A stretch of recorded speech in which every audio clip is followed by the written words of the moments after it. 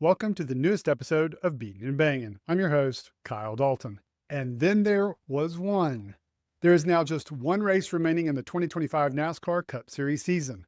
Today's episode, however, is going to discuss all the happenings this weekend at Martinsville, including a Truck Series race that had a storyline with Corey LaJoie develop just hours after my Friday story on him and his future in the sport. We'll talk about the Xfinity Series race and what happened after the race between Sam Mayer and Jeb Burton, and how for Mayer it was a bit of painful irony. And of course, we'll talk about yesterday's Cup Series race that was absolutely dominated by William Byron. But to Ryan Blaney's credit, he made it interesting and like a true champion, gave it his all but came up just short. However, before we talk about yesterday's big race, I want to go back to Friday and the Truck Series race. But I actually want to go back before that in Friday's episode where I talked about Corey LaJoie and his comments on his Stacking Pennies podcast regarding Spire Motorsports, where he called it a dumpster fire, specifically the number 17, and leaked that Daniel Suarez will be driving for the team in 2026. Spire CEO Jeff Dickerson responded to the comments late last week and basically said LaJoie would not be racing with Spire next season. Well, later that night, he was behind the wheel of the number 77 Spire truck. He started 16th and finished 5th. But I had to show you an incident he was involved with later in the race. Take a look. 20th, kind of a quiet day for her. Ooh, so she's going to get some contact with Corey LaJoie. It's going to turn her around. Now, whether or not there was something that happened before this incident that precipitated this, I'm not really sure. But this was clearly an aggressive move by LaJoie, driving it in there and effectively dumping the number 5 car. Tony Breidinger later called it a bizarre move. Bizarre move or not, it does make you wonder if LaJoie will be making any starts in any series next year. Speaking of questionable on-track decisions, that one was on Friday night during the truck race. Now I want to fast forward to Saturday night in the Xfinity Series race. Jeb Burton was frustrated after Sam Mayer moved him earlier in the night and made it hard on the number 41 car trying to get by him later in the race. After the race, Mayer was not happy with Burton and did this. Off into one. They were angry about it. Jeb got back to him and expressed his displeasure. And then after the checkered, this is Sam Mayer sort of sending another message to Jeb. That's going to be very much frowned upon by NASCAR to do this after the checkered flag. So there's been quite a bit of speculation as to what the penalty, if any, might be for Mayer. I predict based on the past that it's going to be $15,000. Why do I have such a specific dollar amount in mind? Because I flash back to 3 years ago at this same track with Sam Mayer. You guys may remember this specific race, but likely don't remember this specific part. I know you remember this. Coleman talked about the fact they've been racing each other for a long time. Oh, and there's a punt. Ty Gibbs going after Sam Mayer, and we've got a fight at Martinsville. This was the race where Ty Gibbs and Sam Mayer confronted each other after the race and punches were thrown. But what led up to this was Ty Gibbs was not happy with Mayer for a move on the final lap and ran into the back of him on the cool-down lap and once again on pit road. Gibbs received a $15,000 fine, not for throwing punches or the fight, but his actions on the cool-down lap and on pit road. So we'll see what NASCAR announces in its penalty report, but I'd be surprised if it's much different from the penalties handed down a few years ago. Before we move on to the Cup Series race, I wanted to talk about one specific thing that happened in qualifying on Saturday, and it was with Denny Hamlin's car. He had trouble getting off pit road, and as you can see here, his crew had to help push his car to get it going. A short time later, Hamlin was asked about it in the media center. Denny, first and foremost, what happened rolling off pit road there for qualifying? Car didn't start. Any idea why at this point? No, any one of the 3 issues that we've had week in, week out, it's one of those. So you heard him say it's one of several issues they've had week in, week out. Now I want to play for you my question that I asked Hamlin's crew chief, Chris Gale, last week, following the stuck throttle at Talladega. Hey, Chris, so Denny was obviously frustrated on Sunday at Talladega with the stuck throttle. He asked, why can't we keep our cars together? And then he said, we got to get our shit together at the shop to keep our cars from breaking down. So from your perspective, how much of a concern is reliability heading into the championship for? And are there any steps you can take to make sure something like this doesn't happen when everything's on the line? For sure. Now, I think at that point, right, he's just frustrated. He knows what just happened today, and he doesn't know the details. To be quite honest with you, we don't even know the details fully well at that point in time when that conversation is happening. So obviously we're always worried about durability, right? And there's a portion that we can control from Joe Gibbs Racing side. There's a portion that Toyota can control that they're kind of in charge of. And then there's kind of the overlap where we both are involved in doing everything we can to keep from having problems. I'm not worried about it at Phoenix related to the incident that happened at Talladega. I think it's two different situations, and what was happening there will not necessarily be a problem at Phoenix, but we're always, I mean, no matter the problem, we go in and look at it and try to keep from having problems. Now, with that being said, I don't think we've fallen out of many races this year. We've had a clutch issue, back in Kansas time. We have had some starter issues intermittently, which it seems like is a full garage thing. They're having problems across the garage with this at times. And then that's really been about it that I can recall. So, I think at that point, he just didn't know the full situation. He specifically mentioned starter issues having been a problem for the garage all year. Okay, so now let's jump forward to Sunday and before the race on pit road. Take a look at what happens with the number 11 car.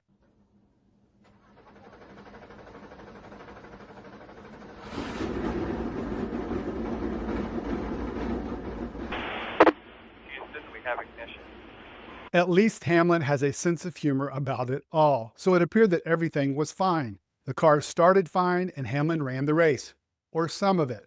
More on this in a bit. So for me, there were a couple of main storylines coming into Sunday's race. One of them was the softer left side tires and how much tire fall off there would be, and how it would affect the race.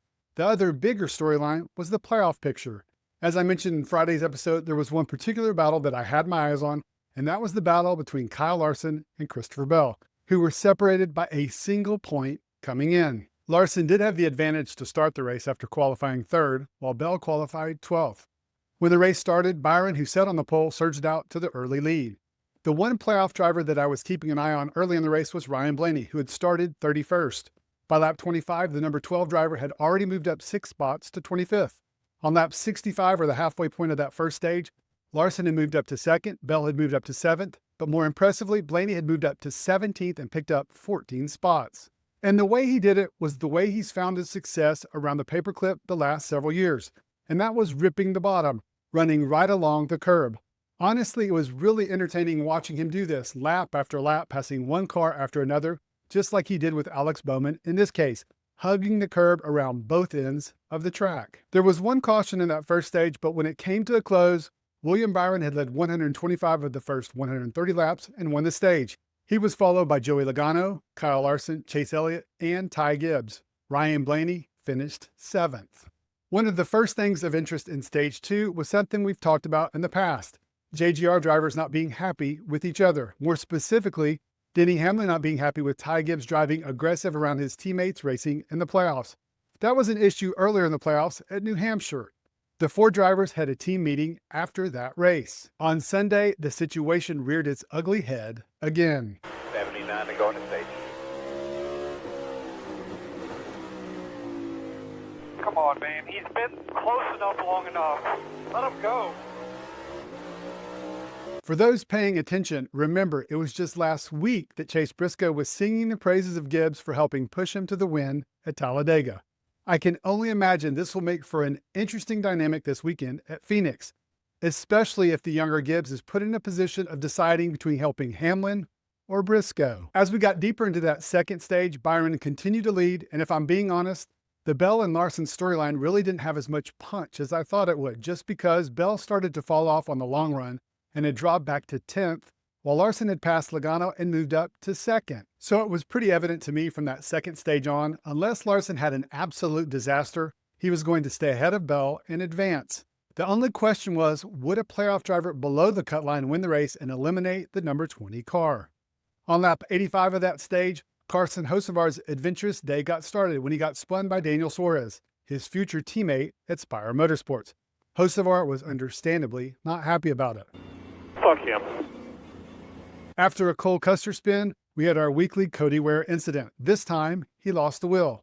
When we resumed to close out the second stage, Larson and Bell were battling door to door, but when the stage came to an end, Byron had swept the stages for the 3rd time this season. He was followed by Larson, Bell, Elliott, Zane Smith, Chase Briscoe, and Ryan Preece. Which takes us to that third and final stage. And on lap 274, it was a significant moment of the race as Ryan Blaney had finally made his way all the way from 31st and made a pass for the lead. It was evident that Blaney was in a fast car, but now that he had pulled out to the lead, it became clear he was going to be a contender for the win. While things were going great for Blaney and the HMS cars, they were not going as well at JGR. On lap 295, Chase Briscoe encountered problems. One off to the 43. What you got going on? It's blowing up. Copy.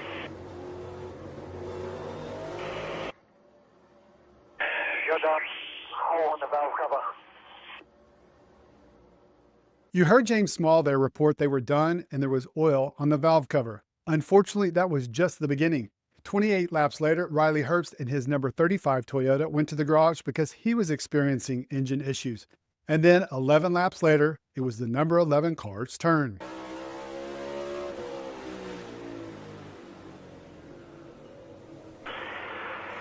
Smoke on the pipe. Stay low here. Stay low. Stay low.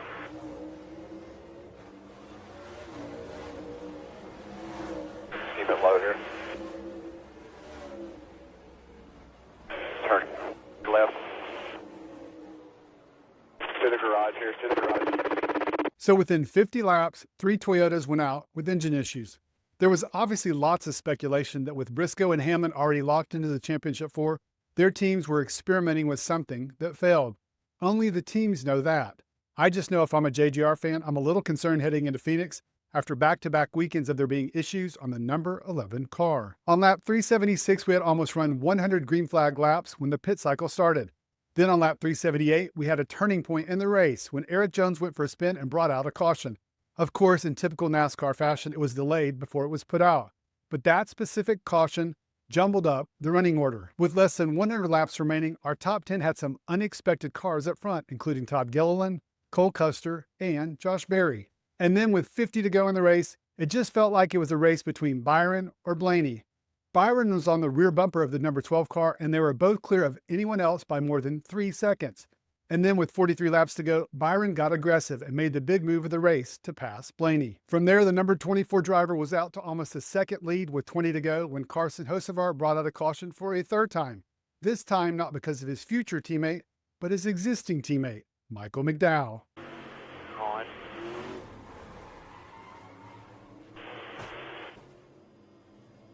Why? Why would you do that?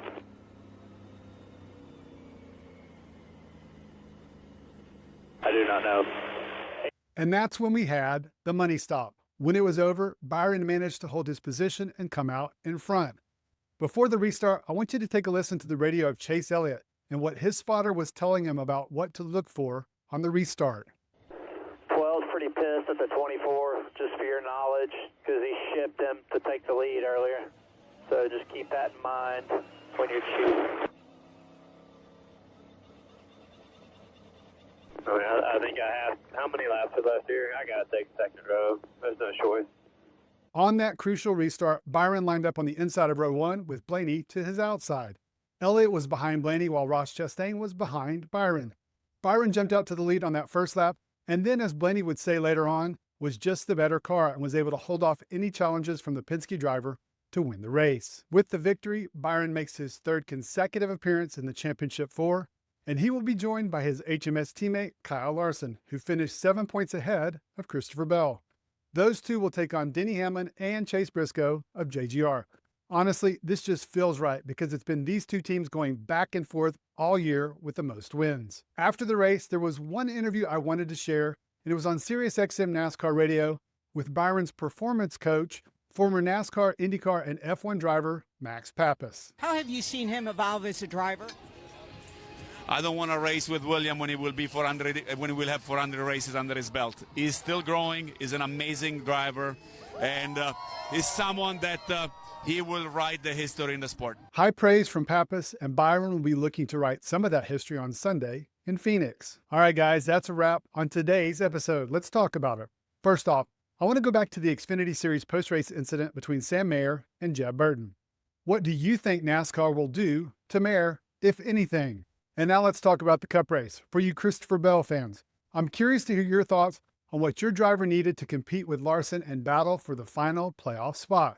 As for you Chase Briscoe and Denny Hamlin fans, how concerned are you going into Phoenix after what happened on Sunday and last week at Talladega? Do you think there will be another driver meeting this week where Gibbs is told to get out of the way? For you Carson Hocevar fans, what are your thoughts after a couple of spins by current and future teammates on Sunday? And finally, just a reminder that this 2026 NASCAR Cup Series calendar is available for purchase in the store.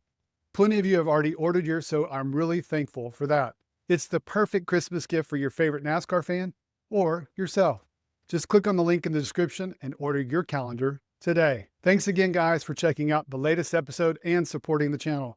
I really and truly appreciate it and hope you have a great rest of your day.